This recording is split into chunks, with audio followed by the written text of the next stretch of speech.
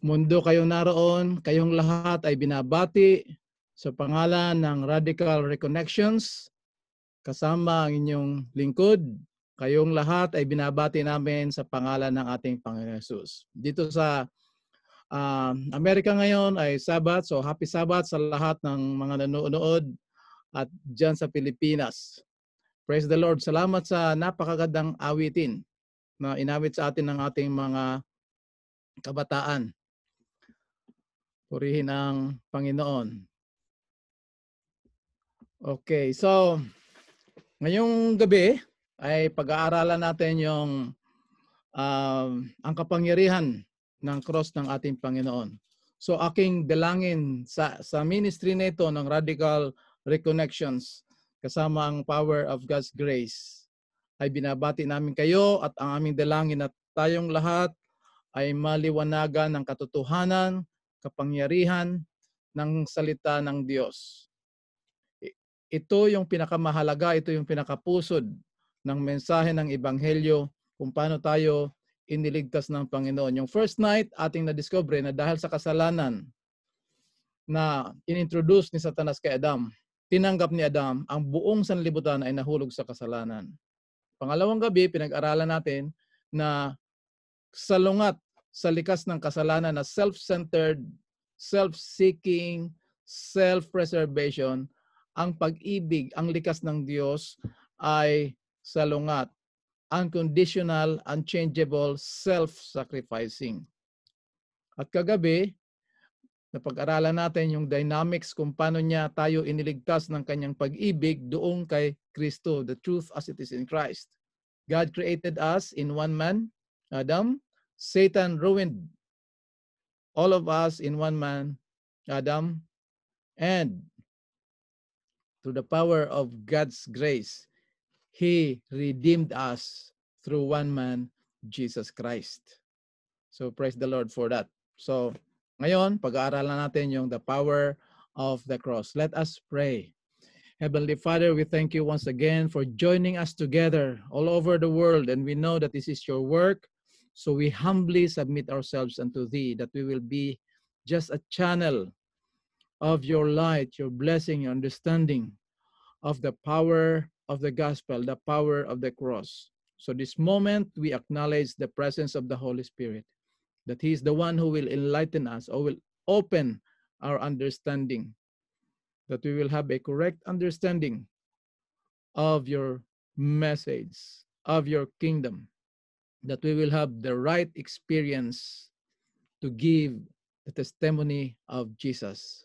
Thank you, Lord, for granting all our prayers, and may you bless all those who are listening, will be listening, and all of us will join together in proclaiming this message to vindicate and glorify your name. In Jesus' name we pray. Amen. Okay, ngayon, titingnan natin yung the power of the cross of Christ. Nung maliit pa ako at bata pa ako, ngayon matanda na ako pero maliit pa rin, ay gabi na kami naglalaro, ayaw pa naming umuwi. Kaya isa sa mga pamamaraan para umuwi kami ay tatakutin kami ng aming mga magulang o yung mga kapatid na pag hindi kayo umuwi, pupuntahan kayo ng kaluluwa ni kung sino yung mga namatay, kapitbahay, mga lolo. Tapos, di syempre takot kami, uuwi na talaga kami. Pero naisip ng mga ibang mga matatalino na ang gagawin daw namin para hindi kami uuwi kasi mabibitin yung laro eh. Kukunin namin yung daliri namin, didilaan, tapos maglalagay sa kamay ng paganyan para matakot yung mga kung sinong multo. Pagkatapos namin dilaan at ilagay yung kamay namin na cross pa ganon, kami mismo yung tatakbo. So wala pa rin solusyon doon sa tinatawag nila na magko-cross. So ano yung nandito sa cross ni Kristo na dito inihayag yung kapangyarihan ng Diyos? Ito yung gamot, mga kapatid, sa ating pangsanlibutang problema ng kasalanan. So the cross of Christ is God's antidote for sin. Dito madidiscover natin, pag-aaralan natin, kung paano inihayag ng Diyos sa cross ni Kristo yung kanyang tunay na pagmamahal, yung kanyang tunay na karakter, yung kanyang tunay na likas, yung kanyang agape. Pangalawa, titingnan din natin, the same event dito sa cross, dito din ipinahayag ng Diyos kung gaano kasama ang nasa looban at yung likas ni Satanas. Pangatlo, yung mensahe ng cross ni Kristo, which is the power of God, sa ating mga tao ay insulto ito pero gamot din.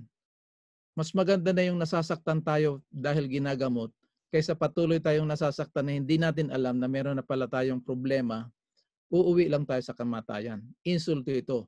Dito pinahayag ng Diyos sa cross ni Kristo kung paano tayo katalamak sa kasalanan at paano tayo kakawawa. Kaya inihayag din niya yung kanyang pagpapatawad sa atin. Universal lagi ang movement ng Panginoon. Kaya kahit sa last day event, universal din. At maririnig natin yung details niyan sa ating pag-aaral na ginagamit ng Panginoon mightily, effectively, and distinct na message na binigay ng Panginoon, ipinagkatiwala kay Pastor Suliano. At it takes the work of God na napasama tayo dito. Pagkatapos nitong seminar natin after 10 nights, babalik na naman tayo dun sa details ng the last prescription of Jesus Christ Himself. The message, the last message prescription in the Mount, River, and Island. So lahat ng mga nakikinig ngayon, binabati ko kayo na ihanda natin ang ating mga sarili. Meron kayong mga Bible, makita nyo yung verse, tingnan nyo yung before and after verse para hindi tayo nagpo-prove text. Titingnan natin everything in its angle. So purihin ang Panginoon sa mga Ilonggo, maayong nga gabi, kag maayong adlaw kung diin man kamusubong at mga Bisaya, maayong nga gabi kaninyong tanan mga kaigsuonan diya sa Mindanao ug asa pa man parte sa kalibutan. Hindi lang talaga ako masyadong marunong magbisaya, hindi rin ako marunong masyadong mag-Inilonggo. Nakakasabi-sabi din ako, lalo na Tagalog. Wala talaga akong alam kasi yung Masbate sa gitna yun ng island, kaya medyo masarap ang salita doon, halo-halo. Kaya dito, linagay ko na yung mga wordings, mga verses, at salo-salo tayong magpiesta sa katotohanan at kapangyarihan ng salita ng Diyos. Okay, so titingnan natin ito. Linagay ko na dito para umpisa pa lang, makita na kaagad natin kung nandun. So Jesus Christ as our actual substitute, He represents sinners na tayo ay ipako kasama dun sa cross. Hindi lang tayo, pati yung kasalanan at kamatayan. Nakita niyo dyan sa picture. Iisa-isahin natin yan. Okay. Ngayon, yung kasalanan na napag-aralan natin ng first night, sin in its nature cannot be forgiven. Yung likas natin, it cannot be forgiven. It has to be condemned.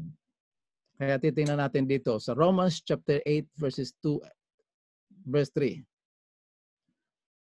For what the law was powerless to do in that it was weakened by the sinful nature. Ibig sabihin nito, yung law is spiritual, tayong mga tao ay carnal, na dami tayo ng kasalanan, mahina tayo, hindi natin kayang gawin, gampanan, sundin ang hinihingi ng kautusan. So dahil sa ganitong sitwasyon, ang Diyos, siya ang nag-execute, siya ang gumawa. God did by sending His own Son in the likeness of sinful men to be a sin offering, and so He condemned sin in sinful men. Kasi sa chapter 7, yung kasalanan ay nananahan sa atin.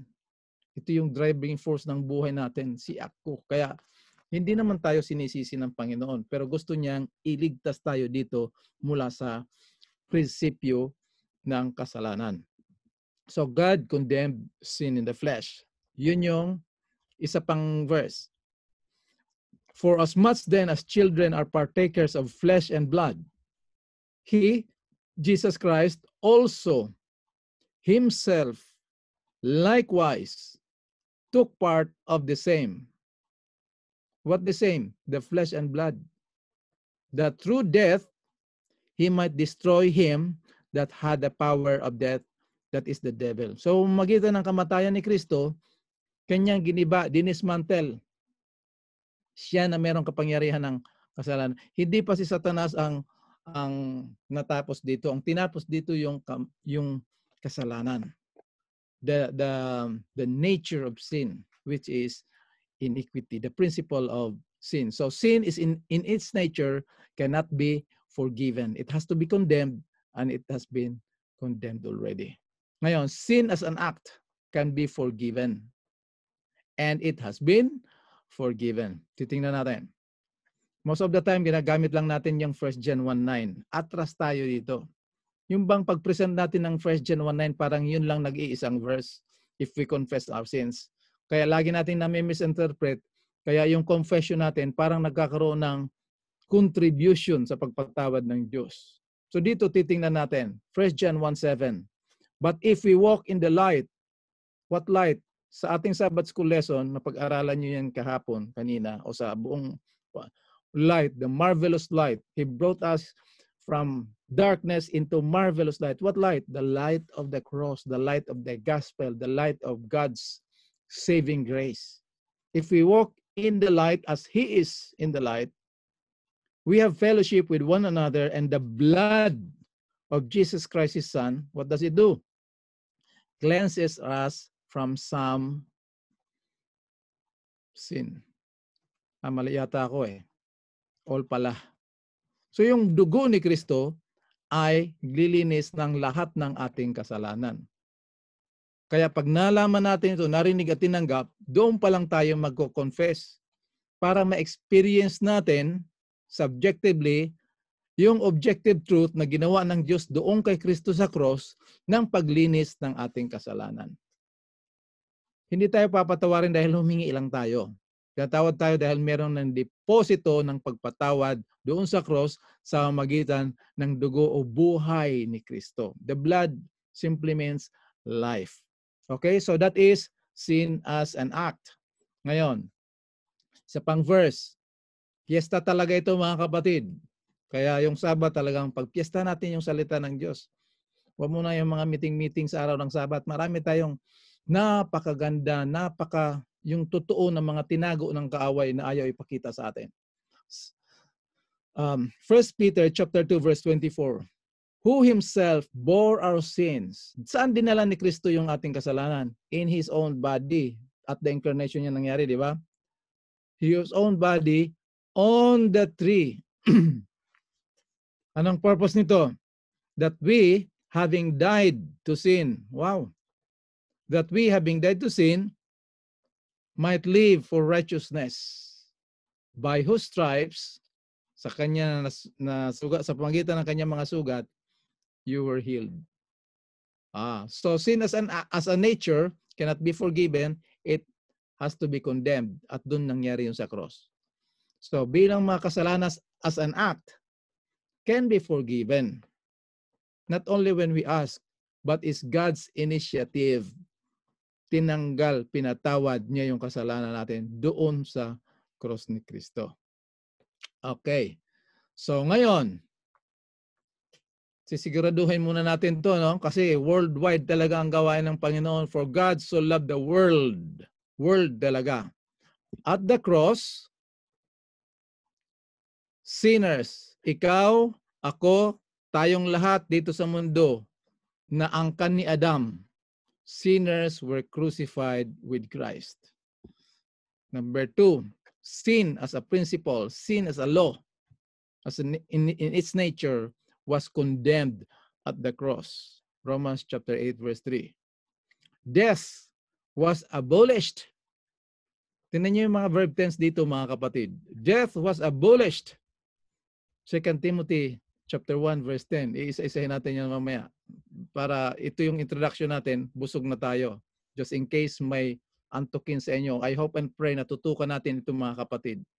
Satan, not only sinners crucified, sin condemned, death abolished, Satan was cast out. Kasi ito si Satan yung nang-agaw ng power, ng authority na binigay ng Diyos kay Adam, inagaw niya. At nag-asta siya na siya yung may-ari, siya yung naglalang, siya na yung may-ari nito. He was cast out at the cross. Tingnan natin, isa-isa, para sigurado tayo. Hindi imbento. Isa-isa muna natin ha. 2 Corinthians 5:14. Sabi dito, for the love of Christ compels us or empowers us. Why? Paano nag-compel, nag-empower yung love ni Christ sa atin? Sapagkat, because we are convinced, sa King James, we thus judge that one died for all. Sino itong one died for all? Si Jesus, yung one died for all. Sino itong all? Tayong lahat na nagkasala. Therefore, all died. Kita niyo mga kapatid, so hindi tama na si Kristo ang namatay sa halip tayo. Nung namatay si Kristo, kasama tayo. We were together with Him. So hindi yung thank God that so yung grace ni Lord nagligtas sa akin, na sa halip tayo ang mamatay, talagang siya yung nagpakamatay para sa... Parang totoo. So, Christ did not die as one man instead of all, but one man dying together with Him. Yan, 1 Corinthians chapter 5, verse 14. Romans chapter 8, verse 3.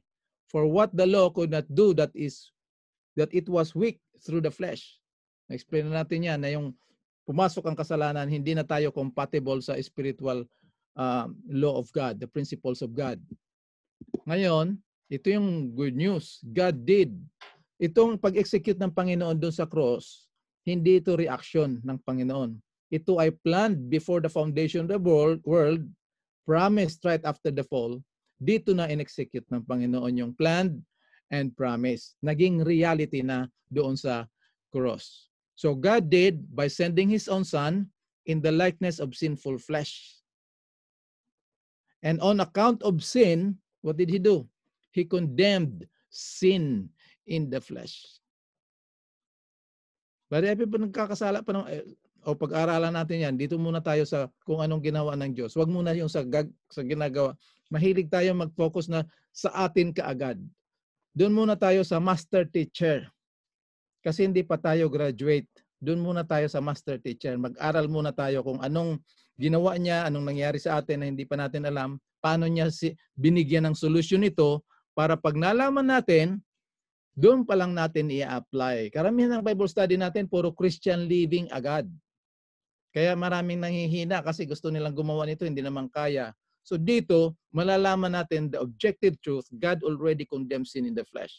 Paano ma-implement yan? It is by the grace of God that He will empower us to do things which we cannot do in and of ourselves.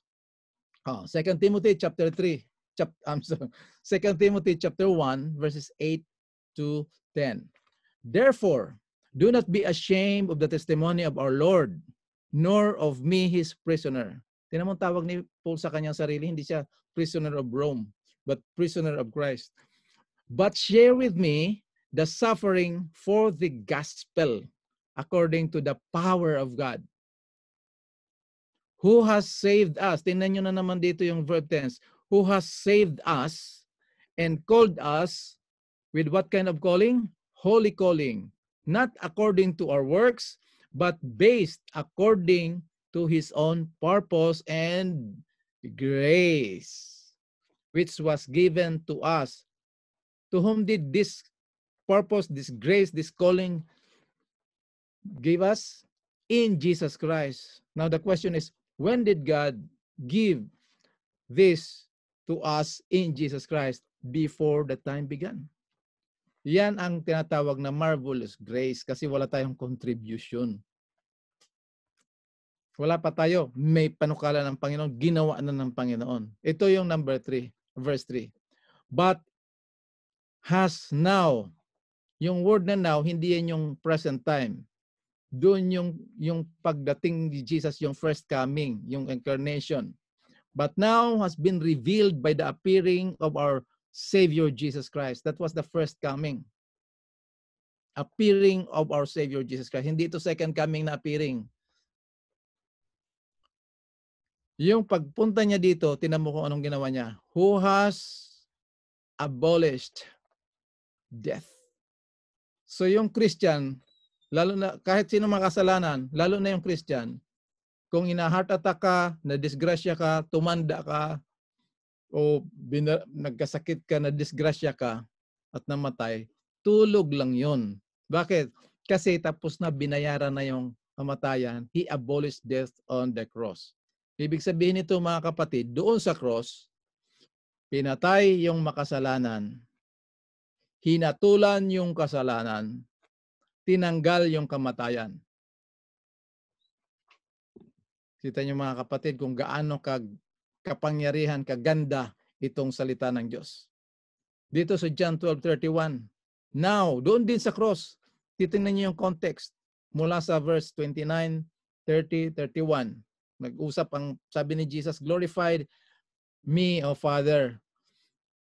Tapos sabi ng Father, I have glorified it already and I will glorify it again. Bakit again? Sa buhay ni Kristo, the Father was glorified. Ngayon, dito sa mangyayari sa cross, His name, His character will be glorified again, will be vindicated. Kaya sabi ni Jesus dito sa verse 31, now, which is at the cross, which is just around the corner, now the judgment of this world. In-execute tayo. Yan yung 2 Corinthians 5:14. The judgment of the world. Now shall the prince of this world be cast out. So wala nang kapangyarihan, wala nang authority. Kaya ang gawain lang talaga ni Satanas, maliban sa kanyang pagiging natural liar, kasi he's the father of lie, pandaraya. Kita niyo mga kapatid, ito yung mga tinatago niyang mga katotohanan na mabulag yung mga anak ng Diyos na simba lang tayo ng simba. We have the form of godliness but we deny the power. Anong power? Yung message ng cross. Yun. Kaya dito sa message of the cross, makikita mo yan sa prophecy ni Daniel. Ang message ng cross, hindi lang tayo linigtas mula sa kasalanan. Gusto ng Panginoon mamuhay tayo na kasama niya magpakailanman. Kaya yan yung details ng pag-aaral natin sa radical reconnection para hindi tayo madaya. Noong tinanggalan na ng kapangyarihan, nagsisingit-singit pa. Sa Bisaya, magsamok-samok lang yun. Sa Ilonggo, sinabad lang na siya. Sa Tagalog, ano ba? Nangungulit, ng dadaya. Basta ganun. So para hindi tayo madaya, huwag tayong titigil mag-aral at pakinggan natin yung prescription ng Panginoon. Okay? So yun. Ngayon, nandito tayo sa cross. Tingnan natin ito mga kapatid. Sa 1 Corinthians chapter 1 verse 18, yung preaching of the cross is the power of God. So, si Pablo, pag pumunta ka sa Romans chapter 1 verse 16, I am not ashamed of the gospel of Christ, for it is the power of God. So the gospel that is to be preached into all the world and the preaching of the cross is synonymous. It is the power of God unto salvation. Tingnan nyo yung verse 23, 1 Corinthians chapter 1 verse 23. We preach Christ crucified, to the Jews a stumbling block, and to the Greeks is foolishness. Bakit stumbling block sa Jews? Kasi mababait na sila, mga relihiyoso na sila. Di ba sa church natin kumisan, ayaw na natin mag-aaral ng Bible kasi alam na natin yan eh. Baka mamaya nasobrahan kayo sa Bible study, lumampas kayo ng langit. Hindi yun idea ni Jesus. Hanggang langit lang tayo. Yung gustong pumunta ng langit at gumagamit ng term na lumampas ng langit, si Satanas lang. Kaya pag naisip natin na may nagba-Bible study at sinabi natin, baka kayo lumampas ng langit, huwag natin kopyahin si Satanas. Huwag natin gayahin at sundin si Satanas. Mag-aral tayo ng Bible, not to fear, but to prepare ourselves to get acquainted with the truth as it is in Christ, the Word of God, so that we ourselves, our minds, will be in harmony to the will of God para pagpasok natin ng langit, pagdating ni Jesus, acquainted tayo, hindi na tayo manibago. Kasi kung hindi natin kilala si Jesus, pag dinala niya tayo sa langit, impyerno yung langit sa atin. Tingnan nyo, meron kayong mga kaibigan o family, in-invite kayo sa party na hindi nyo masyado kilala. Na ayaw nyo pumunta, na pilitan lang kayo. Magiging impyerno yung party sa'yo eh. Ganun yun. So, stumbling block si Jesus kasi magagaling na sila, relihiyoso na sila, hindi na nakakalanan si Jesus. Yung gospel, the message of the gospel of the cross of Christ, insulto yan sa ego ng mga self-righteous people na kagaya natin. Hindi kagaya nila ha, natin mismo. Pangalawa, to the Greeks is foolishness. Bakit foolishness? Kung ikaw nga hindi mo kayang iligtas yung sarili mo, ililigtas mo pa yung buong mundo. Saan? Doon sa cross. So if you are the Son of God, come down and save yourself, then save us. So kaya foolishness. But unto us who are saved, it is the power of God. Amen. Yan yung message ng cross. Tapos, just in case na may mga pangyayari sa buhay natin, ito yung sabi ni Pablo that dapat i-apply natin sa buhay natin. I am determined not to know anything among you, brethren. Isa lang ang desisyon, isa lang ang determination ko. Ano yun?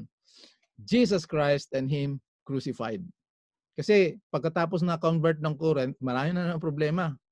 They remained babes. 10 years after na Bible seminar si Paul doon, na-convert sila, tinanggap nila si Lord. After 10 years, babes pa rin sila. Anong pakiramdam nyo kung meron kayong 1 year and a half na nagda-diapers? Nung panahon, diapers, mga lampin, linalaban, recycle. Ngayon, tapon lang eh. Anong pakiramdam nyo after 10 years ng 1 year and a half nyo, 11 years old na, magto-12 years old na yung anak nyo, nagda-diapers pa? Siyempre, problema.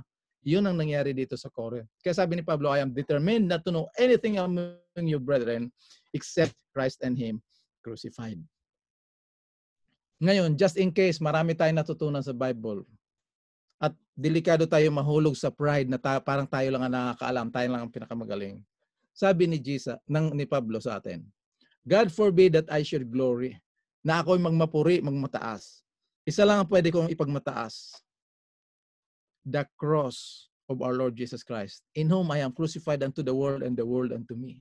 So, anong nangyari? I am crucified unto the world and the world unto me. Saan nangyari yun? Siyempre doon sa cross. At personal na application ito na. I am crucified with Christ. Pero buhay pa tayo. Oo, ito yung pangalawang reality natin. What we are in Adam by birth and what we are in Jesus Christ by faith. Dito na tayo sa by faith ngayon. Anong faith? I am crucified because when Christ died, I died. When Christ was resurrected, I was raised up together with Him. Nung bumalik si Jesus sa langit, we are citizens of heaven now. Yan. So I am crucified with Christ. Nevertheless, I live, yet not I. But who? But Christ liveth in me.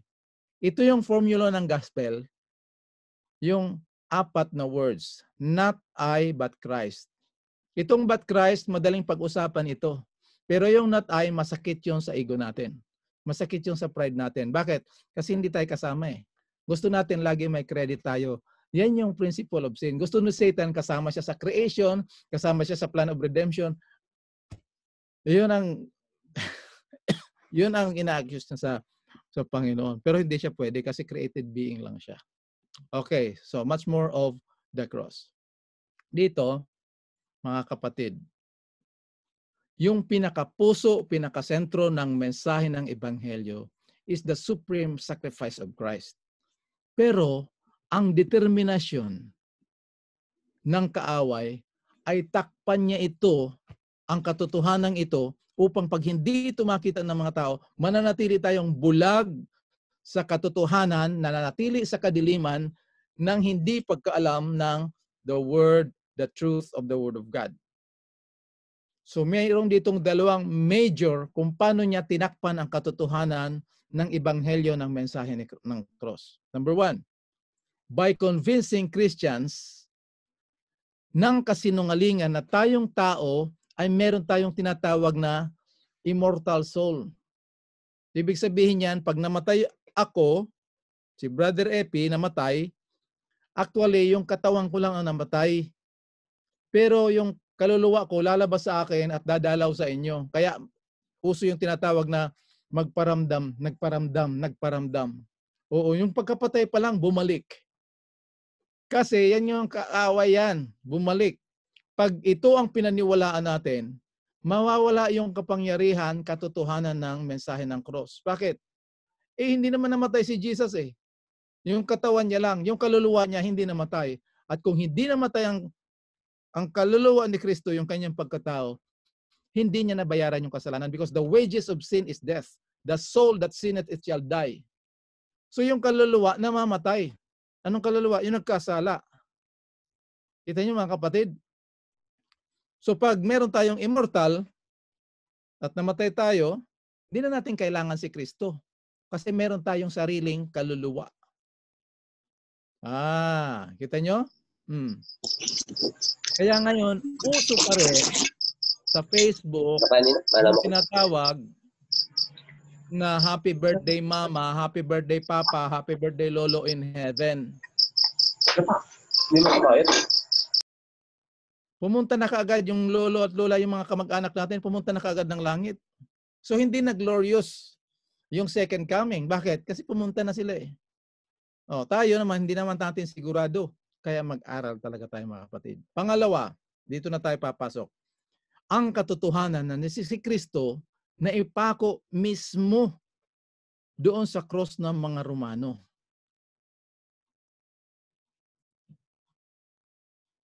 Ano yung nangyari dito? Paano naging madilim itong pagkapako ni Kristo sa pagiging pako doon sa Roman cross? Titingnan natin 'tong mga kapatid. Kailangan natin mag-pray. Kailangan natin yung Holy Spirit, maging sincere, diligent study talaga tayo. Huwag kayong makinig na dahil si Brother Epi o si Pastor Soliano. Tingnan nyo mismo sa sarili nyo sa Word of God para hindi tayo ma-deceive. Okay? So, titingnan natin. Itong cross ni Kristo na kung saan siya ipinako, meron itong dalawang pag-iisip, dalawang paradigm. Isang Roman, tsaka isang pag-iisip ng mga Hudyo. Nakasulat na yan dyan, kaya madali lang basahin, just in case. Pwede nyong picturean, pwede nyong i-screenshot, gamitin nyo na, pag nakita nyo na merong katotohanan dito, magiging dagdag na ito sa inyong mga materials pagbigyan ng Bible study. So titingnan muna natin yung Roman perspective. The cross was invented by the Phoenicians. Ito yung Lebanon ngayon, approximately 600 years before Christ. It was then adopted by the Egyptians, and later the Romans, who refined it and used it to execute runaway slaves and the worst criminals. Yun lang ang pwedeng ipako. Yung runaway slaves, yung mga worst criminals. Maliban doon, hindi na sila ipapako. So crucifixion is the most painful and shameful instrument of execution ever practiced by man. Besides bringing disgrace and shame to the family, to self and to the family. Kaya sa maraming na pinako ng mga Hudyo, hindi nyo makita yung kanilang mga pangalan. Kasi sa kanila, disgrace yun eh. So it involves much pain physically as well as mentally. Pero ito mga kapatid ang dapat natin malaman. According to history, it could take 3 to 7 days doon sa ipinapako bago siya mamatay. 3 to 7 days. Kaya mamaya makikita natin sa ating pag-aaral bakit may ganitong reaksyon. Abangan nyo yan mga kapatid. Ngayon, pag nakafocus tayo sa Roman perspective, Roman spectacle, Roman paradigm, ang ating pag-unawa, our understanding of the cross will be limited to shame and torture, physical pain of the cross. Na wala namang kaibahan doon sa dalawang magnanakaw at sa mga iba pang na ipako. Kaya pag manood ka ng Passion of the Christ, kung ano man sinin na napanood natin na si Kristo ay na-crucify, umiiyak tayo kasi nagiging emotional tayo. Ang tanong, na-convert ba tayo doon? Hindi. Nakikiramay lang tayo, naawa lang tayo sa Kanya. Kasi yun yung physical pain. Nakaka-relate tayo doon sa physical pain. Ay, kawawa naman.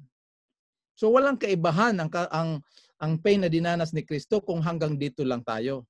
Kaya titingnan natin sa gabing ito yung Jewish spectacle, Jewish paradigm, Jewish mentality. Ano ang iniisip nila, anong nasa mind nila tungkol doon sa cross.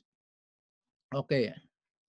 Yung crucifixion, hindi ito pinapractice, ginagawa ng mga Hudyo pag merong mga nagkasala. Sa kabila nito, on the contrary, the Jews detested, ayaw nila ito. Pinagdidirian nila ito sapagkat it had a very special meaning for them. Sa ating pag-aaral, ating makikita yung kahulugan, yung tunay na kahulugan ng cross. Kung ano itong cross sa mga Hudyo. At pag nakita natin ito, maintindihan natin bakit sila humingi, dumimanda kay Pilato na si Kristo ay ipako. Crucify him, crucify him. Dito natin malalaman kung ano ang nagbuo ng supreme sacrifice ng Panginoon na naging kapangyarihan ng Diyos, yung cross. The power of God. The cross, preaching of the cross is the power of God. It is only as we look at, we understand, we perceive the cross of Christ from the Jewish perspective, na kagaya ng mga Old Testament writers, na mahawakan, malaman, makita, maranasan natin yung tunay na kahulugan ng pinakamataas na sakripisyo ng ating Panginoon na ipinahayag, demonstrated God's infinite and unconditional, unchangeable, self-sacrificing love for the whole world. Titingnan natin. Yung istorya, pag meron kayong Bible, dala-dala nyo yung Bible, tingnan nyo mga kapatid, John chapter 19 verses 5 to 7. In-examine ni Pilato. Si Pilato, siya yung nagre-represent ng Rome. In-examine niya ang kaso ni Jesus. Wala siyang makitang kasalanan si Jesus para ipako. So kinakailangan yung mga Hudyo magbibigay talaga ng dahilan, ng patunay kung bakit nila dinidemanda na si Kristo ay ipako talaga. So they accused Jesus of blasphemy. Anong sabi? Sabi ni Pilato, o sige, kunin nyo na lang siya at ipako nyo. Pero sa akin, yan yung tawag natin na hugas kamay. Naghugas nga kamay si Pilato, pero hindi yung dahilan na parang naghugas kamay lang siya dahil talagang hindi pwede, hindi qualify si Jesus para ipako. So nagbigay sila ng dahilan. John chapter 19 verse 7. Sabi dito, then the Jews answered him, we have a law. Wow. Ito palang mga Hudyo, law-abiding talaga ito sila. So we have a law. And by our law, he, Jesus Christ, ought to die. Bakit? Because he made himself the Son of God. Anong kasalanan ni Kristo na dapat siya mamatay dito sa paggawa niya sa sarili niya na Son of God? Siyempre, blasphemy. Oh. So, totoo naman na dapat mamatay siya. So, titingnan natin yung law of blasphemy. Susundan natin ito mga kapatid. Kung sinusundan niyo yung mga kasinungalingan dyan sa TV na mga teleserye na naaapektuhan yung mga pang-araw-araw na buhay nyo kasama yung mga family, yung mga drama-drama, pati hugot dyan sa Facebook. Dito tayo sa totoo sa salita ng Diyos. Huwag na tayong pumunta doon sa puro kasinungalingan ng kaaway at wala tayong time mag-aral. Leviticus chapter 24 verse 16. Ito yung law of blasphemy. And he that blaspheme the name of the Lord, he shall surely, tiyak, he shall surely be put to death, and all the congregation shall certainly crucify him. Kita niyo mga kapatid? All the congregation, pag gumawa ka ng kalimutan ko, yung basta blasphemy. Pamumusong. Pamumusong sa Tagalog, sa Bisaya, kalimutan ko na. Blasphemy. Pero tiyak yan. Thank you, Brother Piper. Tiyak yan. Pero hindi ipapako. Bato pala. So baka naman nakalimutan lang nila, mga kapatid. Akala nila ipapako din. Akala nila basta-basta lang yung nagkasala ng blasphemy. Titingnan natin sa context ng John chapter 8 verse 59. Anong sabi ni Jesus doon?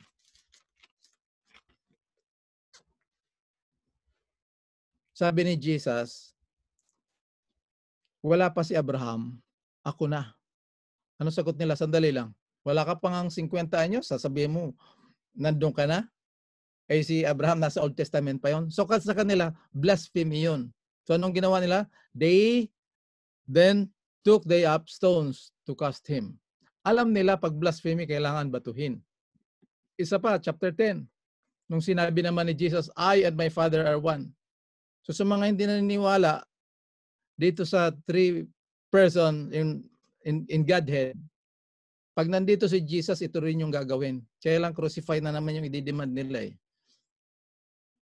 Sabi ni Jesus, I and my Father are one. Anong reaksyon nila? Then the Jews took up stones again to stone him. So hindi nila nakalimutan, hindi sila ignorante kung ano yung stipulation ng pagpatay, ng execution ng blasphemy.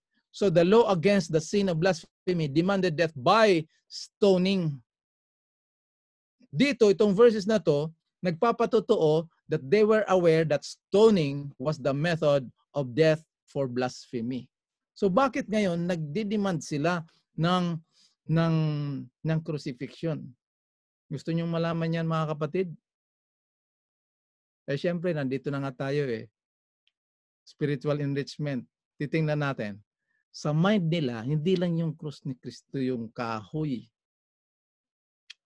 Yung law of Moses, yung may sinasabi doon sa Deuteronomy chapter 21 verses 22 and 23. Puntahan nyo mga kapatid, i-check up nyo para hindi lang kayo nakikinig kay Brother Epi. Direct kayo sa Word of God. Bakit yun ang demanda ang hinihingi ng mga Hudyo? So crucifixion in the days of Christ was synonymous to hanging on a tree. Kaya yung mga disciples ng mga Hudyo, kasi silang 11 ay Hudyo maliban kay Dr. Luke, yung preaching nila, pag mga Hudyo yung kausap nila, ang ginagamit nila, hanging on a tree. Kagaya ng Acts chapter 5 verse 30, chapter 10 verse 39, chapter 13 verse 29. Yung binasa natin kanina, He bore our sins in His own body on a tree. Bakit tree? Ang sabi dito sa Deuteronomy chapter 21 verse 23, He that is hung on a tree is under the curse of God. Ito yung iniisip nila. Kasi nung cleansing of the temple, pumasok si Jesus, ginawa nilang palengke yung simbahan, yung templo. Sabi ni Jesus, ginawa niyo ng palengke ang bahay ng tatay ko. Sabi nila, magbigay ka ng tanda na ikaw talaga ay anak ng Diyos. Anong binigay ni Jesus na tanda? Sabi niya, destroy this temple. And in 3 days, I will raise it up. Anong reaksyon nila? Nandiyan sa John chapter 2, verses 19 to 22.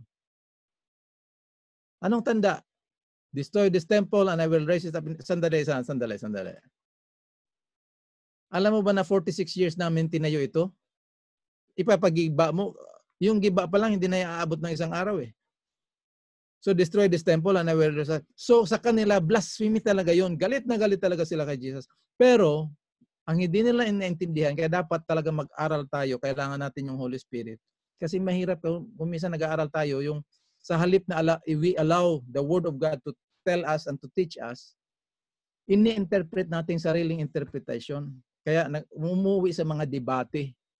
At kung sino magaling mga tuwiran, yun ang makakaramdam na parang panalo siya. So the Jews wanted to make sure, kinakailangan tiyak na pag ito si Kristo ay mamatay, hindi lang babatuhin kasi pag binato nila, Christ will still have the hope of resurrection. So they have to make sure that God would curse Jesus Christ so that He would not rise again. Kaya yun ang rason, yun ang dahilan bakit sila nagdemanda ng crucifixion. Yun ang nasa isip nila. That God will curse Him. So totoo naman na kinurse talaga ng Panginoon, ng Ama, si Kristo. Kaya titingnan natin ito. Ano ang hinihingi? Ano ang gagawin ng kautusan doon sa mga nagsalangsang ng kautusan? Siyempre, curse. Curse is everyone who continueth not to do the law. So the curse of the law is not sleep death. Si Jesus Christ hindi namatay lang ng 3 days. Our sinful nature, sin and death died forever at the cross and was buried forever. So the curse of the law is goodbye to life forever. It is the wages of sin. Na tayong lahat, this is what we deserve as sinners. So ngayon, ano naging solusyon ng Panginoon? Talagang sinumpa ng Diyos si Kristo. How did Christ redeem us from the curse of the law? By being made a curse for us. So papasok na naman yung qualifying word doon sa humanity ni Jesus Christ. Being made sin for us. He redeemed us. Kita nyo? So on the cross, Christ was treated as we deserve.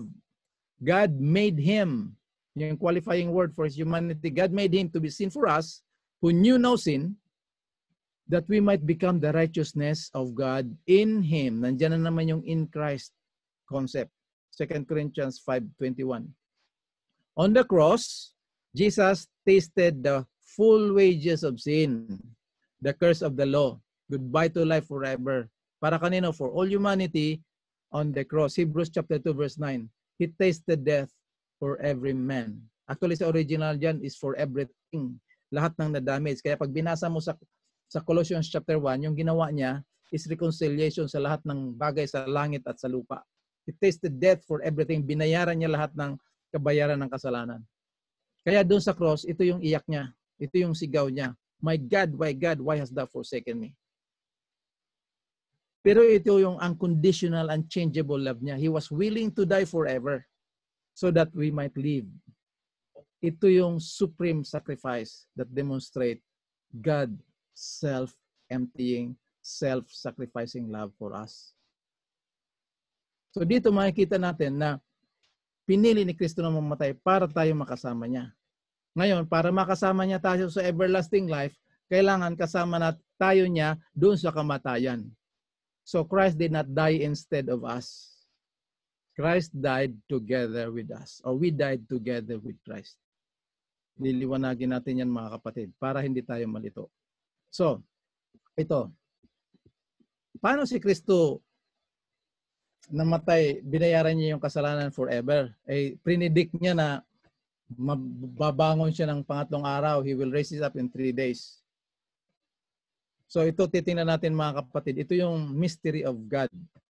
At the incarnation, two distinct opposite natures, yung divine life ni Jesus Christ saka yung ating sinful life, were united in Christ and became the second Adam or the last Adam.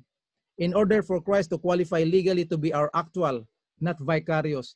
Pag nakarinig kayo ng vicarious, takbo ka agad dun sa 666 eh. Vicarious is substitute. So, Christ is not our vicarious substitute. He is our actual substitute and representative. He is close to us. Walang pwedeng mag-redeem na hindi malapit sa nakamag-anak. Yan ang principle ng redemption eh. His divinity had to be united to our corporate, fallen, sinful humanity that needed redeeming. Ito yung tinuturo ni Pablo sa buong epistle niya. Pag tinanggay mo ito in Christ, through Christ, in Him, in the Beloved, konti na lang matitira, hindi natin maintindihan. So the in Christ concept or motive, the central theme of Paul's theology. So ito yung church na binibigyan natin. His divinity and humanity that were united in Christ. Yan yung sa incarnation. Titingnan natin kung paano nangyari ito. Titingnan natin si Kristo at yung kanyang pagkatao.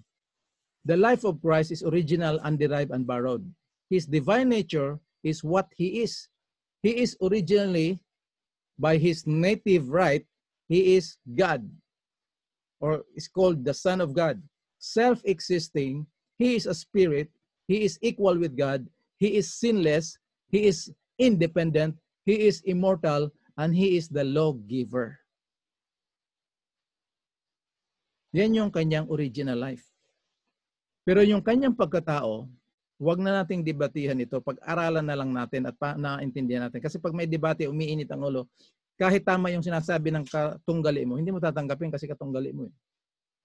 So His human nature is what He was made. He took upon Himself of the same flesh and blood.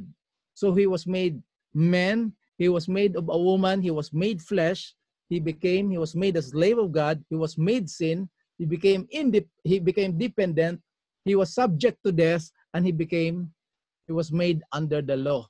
Yan yung humanity ni Jesus Christ, what He was made. So the qualifying word for His humanity is the word made. So hindi mag-aaway yung katotohanan ng salita ng Diyos. Ang pinatay doon sa cross, ito yung humanity na kinakailangan mamatay, mailigtas mula sa kasalanan. So nandun yung justice. Kasi pag si Kristo ang namatay sa halip na ang makasalanan, walang justice doon. Magiging tama na naman si Satanas, magiging tama yung nag-a-accuse ng mga nagpe-present na mga gospel. Akala natin gospel, hindi pala. Kaya pag si Kristo namatay na sa halip tayo, ang bunga niyan, cheap grace. Pwede pa rin ako mag-inom-inom, pwede pa rin akong gumawa ng aking, kasi walang connection eh. Kaya kailangan natin yung radical reconnection from the truth of the Word of God. At ang foundation niyan dito sa ministry ng radical reconnection, hindi lang tayo linigtas dito, kung hindi pati pagsalubong sa maluwalhating pagdating ng ating Panginoon. Yan ang humanity ni Jesus Christ, what He was made and what He is. So ito na yung at the incarnation. At the incarnation, these two natures became one, sharing the same divine life. So Christ took part of the same, our sinful nature, so that we will become partakers of His divine nature. Praise the Lord. On the cross, our corporate Adamic humanity, condemned life, ano nangyari? Died eternally in Christ. 2 Corinthians 5:14. In the resurrection, God gave the human race eternal life of His Son. John 5:11. This is the record that God gave us what? Eternal life. So the life that we have, kahit Adamic nga ito eh, this is not a borrowed life. This is a given life. Na damage ng kasalanan, binigay na talaga ng Panginoon yung buhay niya, which is Zoe. So God gave us already eternal life in Jesus Christ. All that we are as a result of the fall, Christ was made at the incarnation so that through His life, His perfect life, His sacrificial death, His glorious resurrection, we could be made in Jesus Christ all that He is. Kaya hindi na tayo third-class citizen. We are now joint heirs with Jesus Christ. Everything that is true of Christ in His humanity is true to us by faith. Everything that true to Adam in that fallen, sinful humanity is true to us by nature, by birth. What we are in Jesus Christ is by faith. Kaya pagdating ng message na ito, it becomes salvation by grace through faith. Kita niyo mga kapatid kung gaano kaganda prenogram ng Panginoon ito para ipaunawa sa bawat isa sa atin. So ito yung dynamics, o ulitin ko pa rin, in dynamics. Linalang ng Diyos ang tao kay Adam sa ilalim ng kautusan at binigyan ng power of choice. Pag sinunod niya ang instruction ng Panginoon, he will be justified unto life. Ito yung righteousness of the law, requirements of the law.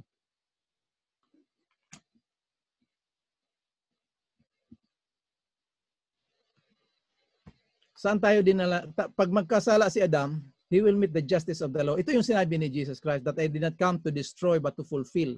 Anong i-fulfill ni Lord? Mukhang nag-automatic to. Siyempre yung righteousness, by His perfect life, He met the positive demand of the law, righteousness.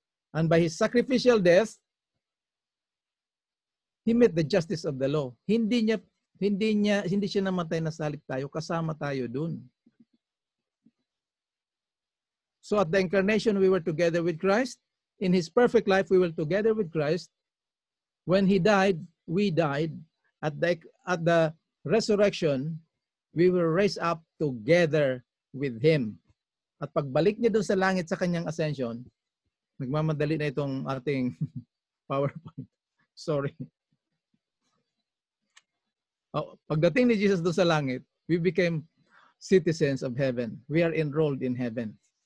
So nakita, ito yung gospel. The gospel is the birth, life, death, and resurrection of Jesus Christ. Nothing else. Pag tinanggap natin ito, doon napapasok yung sanctification, the fruits of the gospel. At pag magpatuloy tayo dyan, mapag-aralan natin yan sa mga darating na gabi. Actually, bukas ng gabi. Paano maging totoo ito sa buhay ng mga tumanggap? O dito na tayo kasi nagmamadali ito eh. So what does the law require for our sins to be forgiven? Without shedding of blood, there is no remission of sin. Kung walang buhay na ibibigay, walang kapatawaran. So the word purified sa New King James or purged in King James, ang ibig sabihin nito na naglinis, yung tinatawag na shed blood, yung buhay na ibinigay. Life laid down in death. So the law demands death in order for sin to be forgiven. The soul that sinneth, it shall die. So when Christ died on the cross, He paid the full wages of sin, the price for sin of the whole world. Kaya bayad na yon. Paano nabayaran yon? Kasi kasama tayo dun. Kung siya lang yung namatay, doon magkakaroon ng injustice kasi hindi naman siya nagkasala eh. So it was our iniquity that was laid on Him at the incarnation. Ito yung mystery of God. The iniquity of us all was laid on Him at the incarnation. Isaiah 53 verse 6. He was able to live a perfect life. Si Adam, perfect siya pero nahulog siya sa kasalanan. Ito yung glorious message na nabuhay si Kristo doon sa out of sinful nature that He took. Not what He had or what He has, but He took upon Himself. Pag-ingat tayo mga kapatid kasi baka gawin natin si Kristo makasalanan. He took upon Himself. He was able to live, to produce a perfect righteousness. Yun ang dinidemand ng law na hindi kaya ng natural sinful man. Yeah, doon papasok yung Romans chapter 8 verse 3 and 4. He condemned sin in the flesh. In verse 4, Romans chapter 8 verse 4, so that the righteousness of the law might be fulfilled in us. How? Through the righteousness of Jesus Christ. Doon yun papasok. So dito, nakita na natin kung paano tayo iniligtas ng Diyos. So what satisfied the Father?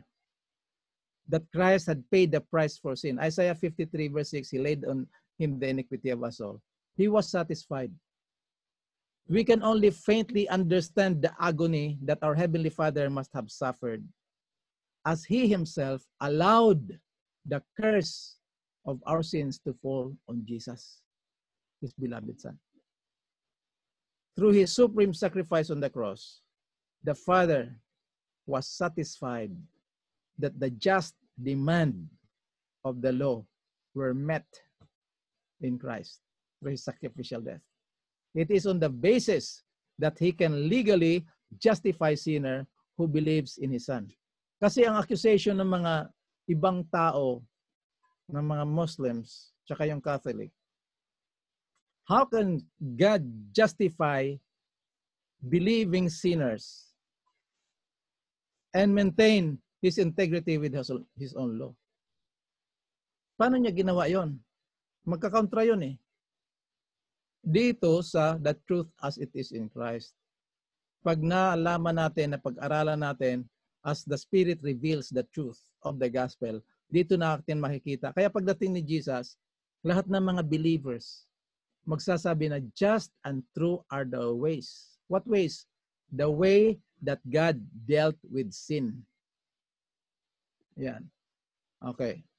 So ngayon, dahil dun sa ginawa ng Diyos kay Kristo sa kanyang holy history, what is Christ engaged in since His ascension to heaven? Romans chapter 8 verse 34.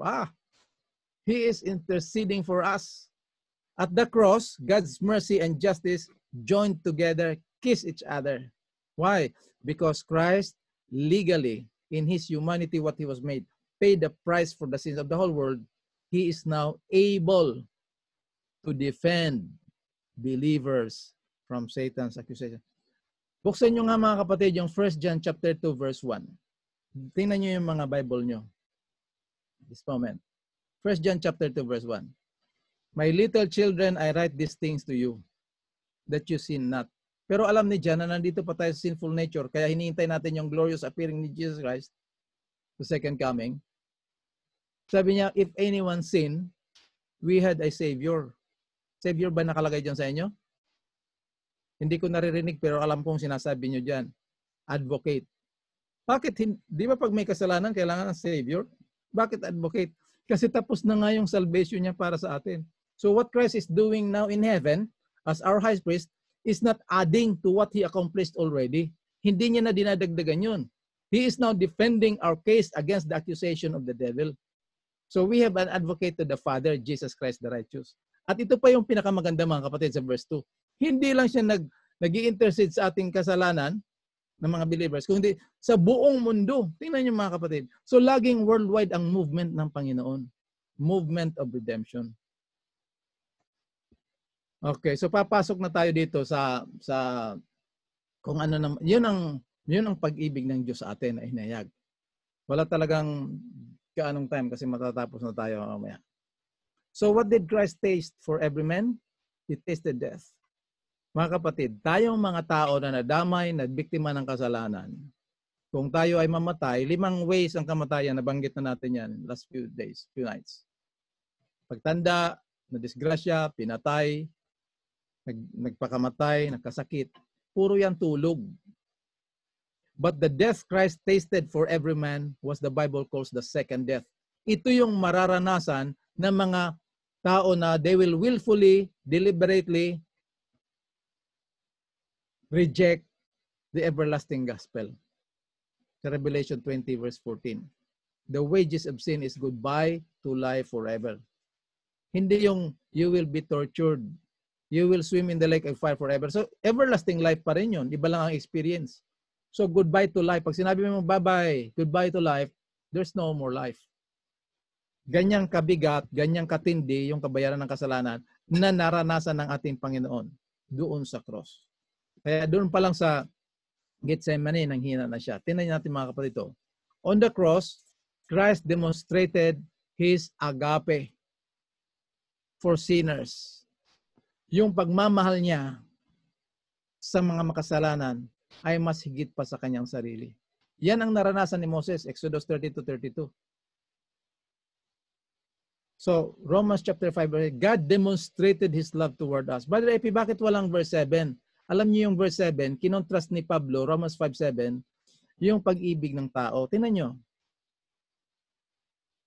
Sabi ni Pablo, yung mga tao, pwede siya magbigay ng buhay niya, mamamatay siya, kung yung dahilan ng ikamamatay ng isang tao ay mabuti, kung kaibigan niya, mahal niya.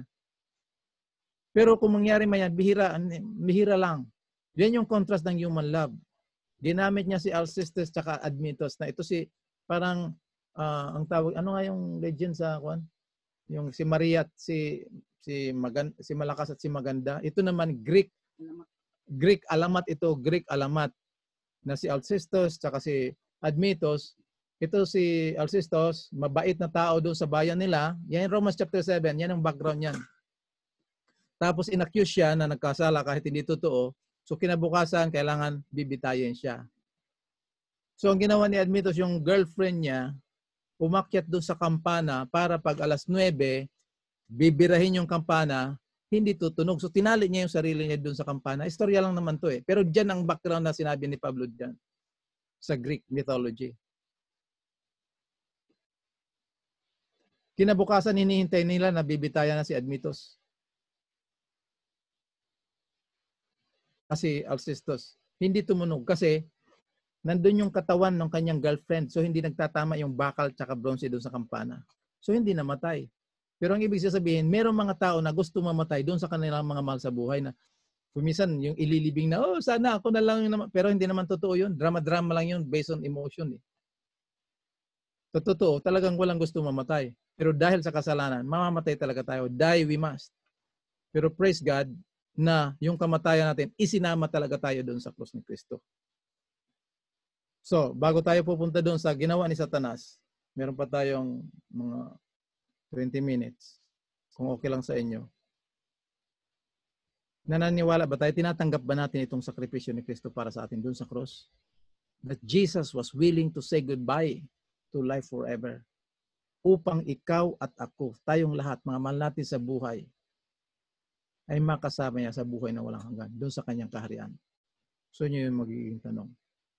So, papasok na tayo doon sa kung gaano kasama ang kaaway. Bilisan na natin to kasi mawawala na tayo maubusan tayo ng oras. Sabi ni Kristo, dito, minsan, si Kristo ba nagmumura? Bakit? anak kayo ng inyong ama na siyang dyablo. Kayo nasa inyong ama. Tingnan natin ito ha. You are of your father the devil. Paano naging devil ito sila na anak ng... And you want to do his desire. In a sense pala, na yung devil, papatayin si Kristo, yun din ang gagawin nyo. So in a sense, na anak sila ng devil, doon sa desire na gusto nilang patayin si Kristo. So you want to do the desire of your fathers. He is a murderer from the beginning. Wala naman siyang pinatay from the beginning, pero sa puso niya, napag-aralan natin yan, na ang kasalanan nag-uumpisa dito sa desire. Wala siyang ginawa doon sa langit, nandaya lang talaga siya. Pero ang purpose niya, alam ng Diyos, He wants to take over the kingdom of God. So sa mata ng Diyos, sa mata ng kautusan ng Diyos, sa mata ng kaharian ng Diyos, guilty na si Satanas ng pagpatay. Kaya murder. He was a murderer from the beginning. And he does not stand in the truth. So anong panlaban natin sa kaaway? Truth. Saan yung truth? Sa Word of God, si Jesus Christ mismo. Because there is no truth in Him. Whenever He speaks lies, He speaks from His own nature. For He is a liar and the father of lies. Kaya mga kapatid, para ma-safety tayo, dito tayo sa Word of God. Let's feast, spend time. So ano nangyari dun sa langit? There was war in heaven. Yung sinasabing si Satan is a murderer from the beginning. So yung war dun, yun yung politics, pulimos. Nagpolitika si Satanas doon. Nagbenta siya. Ezekiel chapter 28 verse 16. Nagbenta siya merchandise ng kanyang kasinungalingan. So nagkaroon siya ng control doon sa mga deceive niya. Gusto niya i-control, hindi lang yung na-deceive niya, yung langit. Kaya meron siyang na-deceive na 1/3. Tapos, out dito sa politics, gusto nung mag-control, kaya meron tinatawag na political dynasty. Yung ako na, tapos gusto ko yung magiging anak ko pa rin ng mga susunod. Kaya tayo lang hahawak. Yan ang sa politics. At character assassination. Yung kalaban mo doon sa politika, walang magaling na kalaban mo sa politika. Ikaw lang talagang magaling. Ako lang ang magaling. Yan ang ginawa ni Satanas doon sa langit. So in the eyes of God, he already murdered the Son of God. So ngayon, hindi siya naging successful doon. Inabangan niya talaga yung Genesis 3:15. Mula kay Cain, kinurap niya yung mind. Papunta kay Abel, baka ito yung will crush my head. Pinatay niya si Abel by corrupting the mind of Cain. Tapos sinundan niyo lahat. Pagdating doon kay ang hindi niya alam, mabubuhay na naman pala si Seth. So kinurap na naman niya yung mga generation ni Seth.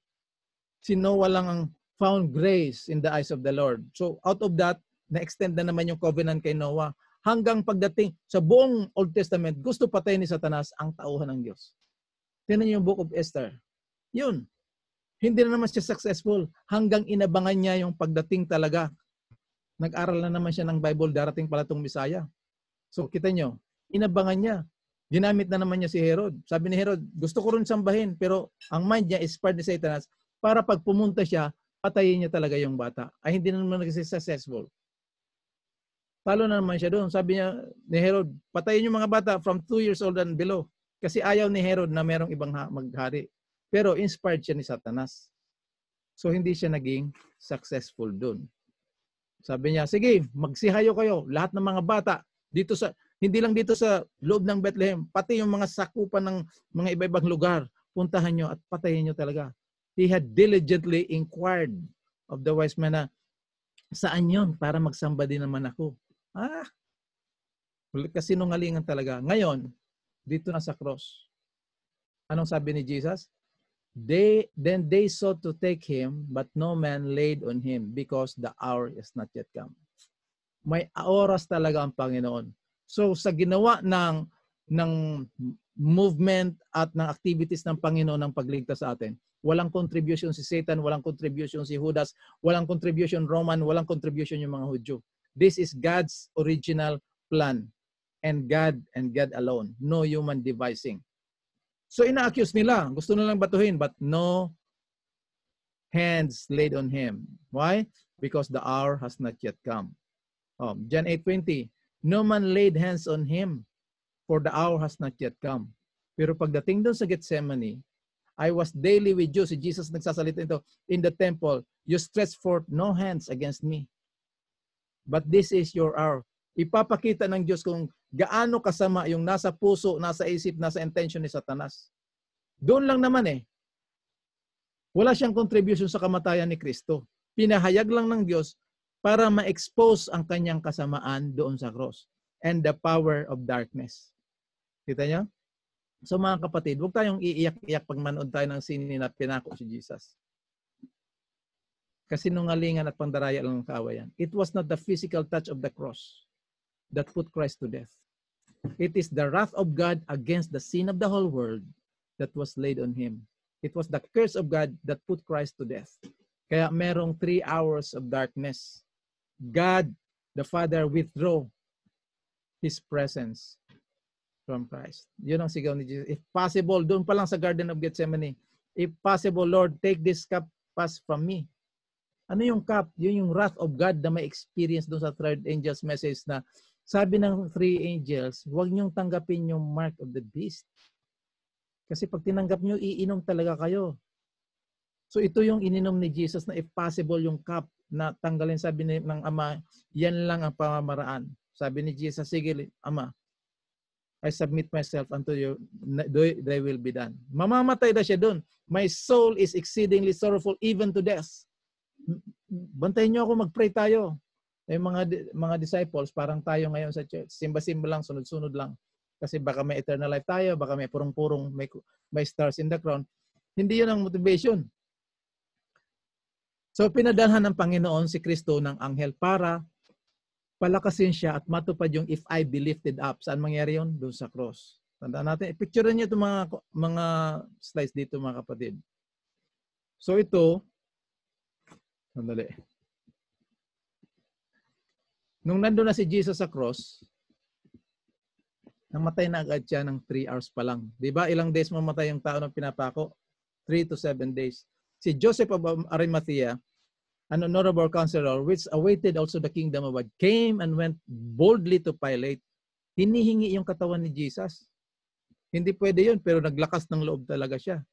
Tingnan mo ang reaction ni Pilate. And Pilate marveled. Nagulat si Pilate. Ha? Bakit?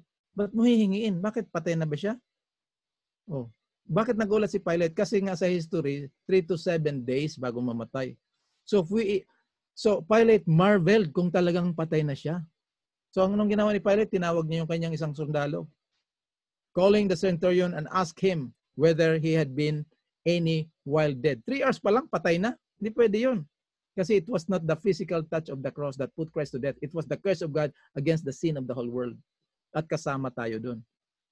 So nung nalaman niya, when he knew it, of the centurion, binigay niya na. So nakita niyo dito mga kapatid, na pati yung istorya dito, yung narrative dito sa istorya ni Mark. Pinakamaiksi lang itong gospel ni Mark, laging nagmamadali si Mark eh. Makita niyo sa book of Mark, immediately. Detail siya, pero maiksi lang kasi lilipat na naman. Exciting itong book ng Mark kasi nagkikwento pa lang siya ng isa, idudugtong na naman niya. Kaya ang sabi dito, maiksi lang yung kwento. And Pilate marveled if we're already dead. And calling the centurion, he asked him whether he had been dead. And when he knew it, the centurion, he gave his body to Jesus Christ. Kita niyo mga kapatid. So yun, in-expose ng Panginoon ang kasamaan ni Satanas that he was a murderer from the beginning. Ngayon, the victory that Satan was expecting, na ito na talaga yung mangyayari, na papatayin ko na talaga, ito na talaga yung pagkakataon. Ang hindi niya alam, pinahintulot lang para ma-expose siya. Yung kanyang expectation na victory turn into defeat that he will never recover. Praise the Lord for such a Savior, mga kapatid. Ito yung supreme sacrifice na nagligtas sa atin. Ngayon, ilagay natin to sa application. Bilang mga mananampalataya, mga manggagawa ng Panginoon, sa lahat ng nakikinig ngayon, iisa na lang tayo mga kapatid na magpapahayag ng everlasting gospel ni Jesus Christ. Ano ang epekto nito sa ating buhay? Tanggalin na natin yun by the grace of God and by the understanding of the pure, unadulterated, non-commercialized gospel. Huwag na tayo maglingkod sa Panginoon dahil takot tayo na barbecuehin tayo or bibigyan tayo ng reward. Not the fear of punishment or desire of reward, but the unconditional, self-sacrificing, unchangeable love of Christ, ipinahayag dun sa cross ni Kristo, Yun ang magiging motivation natin bilang mga Kristiyano.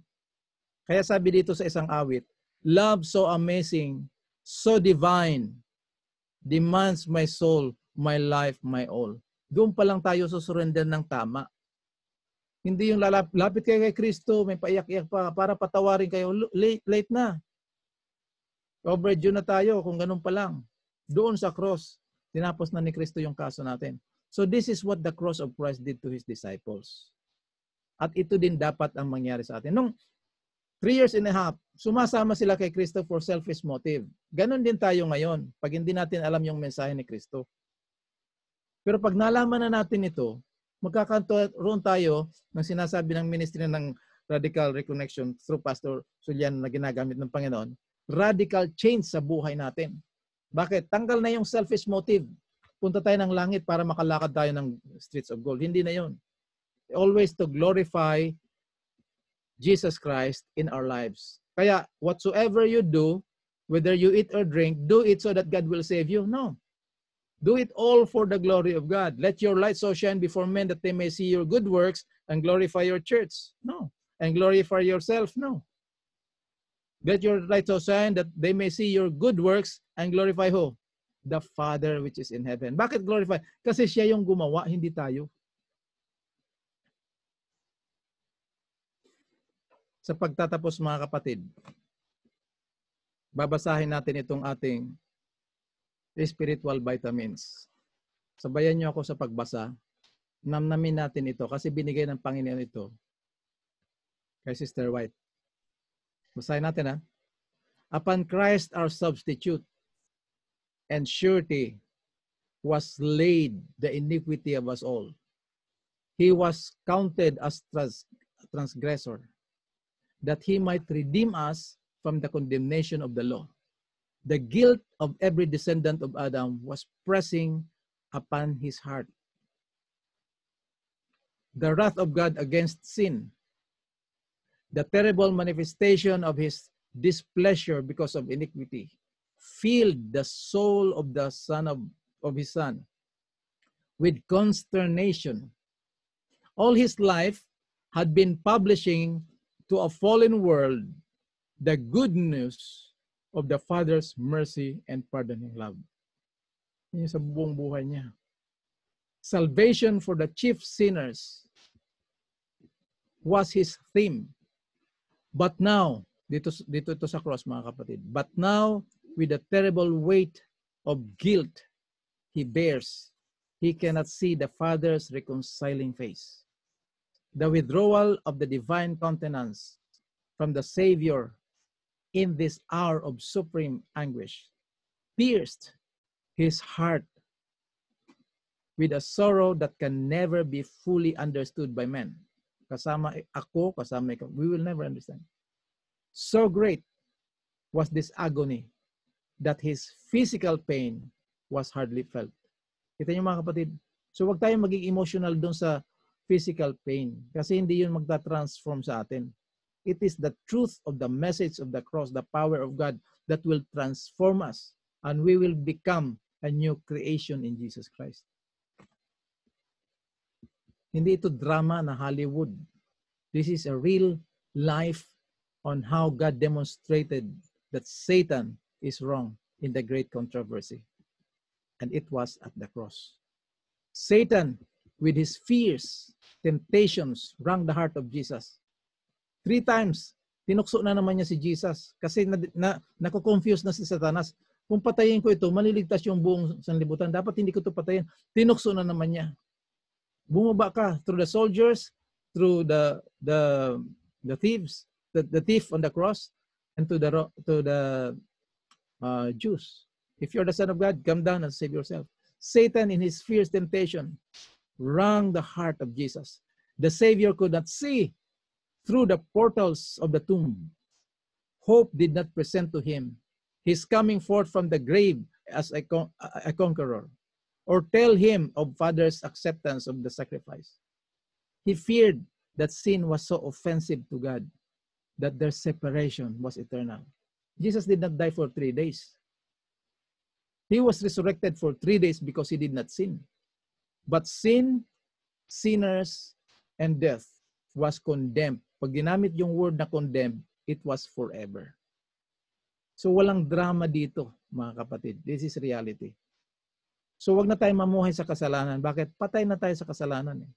Pag sinabi ng Romans chapter 6 verse 6, our old man is crucified with Christ. Hindi yung grandparents natin, hindi yung lolo-lola natin na old men. It is our old sinful Adamic fallen nature that was crucified with Christ. Di mo? Their separation was eternal. So Christ felt the anguish which the sinner will feel. Ito yung mararamdaman ng mga magre-reject. Kaya we need to bring this message to the world.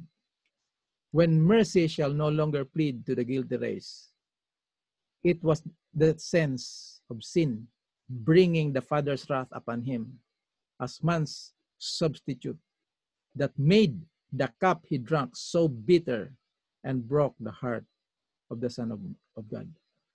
Mga kapatid, it's time for us to have a radical reconnection with the truth as it is in Christ. Kaya praise the Lord for using Pastor Juliano.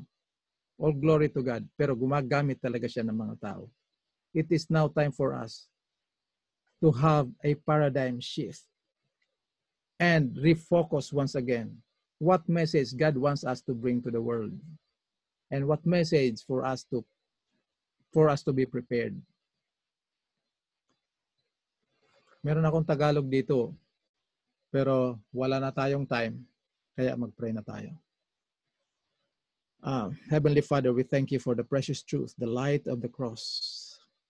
It is through the leading, the guidance of the Holy Spirit that you join us together by using your Son, your servant, humble servant, Pastor Juliano, that we come together to study your word so that when we get acquainted of who you are and the love you demonstrated through your Son at his first coming, we will become sensitive and get acquainted and be radically connected through your final prescription from the river of Ulai and the Mount of Olive and the island of Patmos, so that not only us will benefit the truth of your word, but all people around the world, especially your children, your people that you entrusted from General Conference up to the local churches.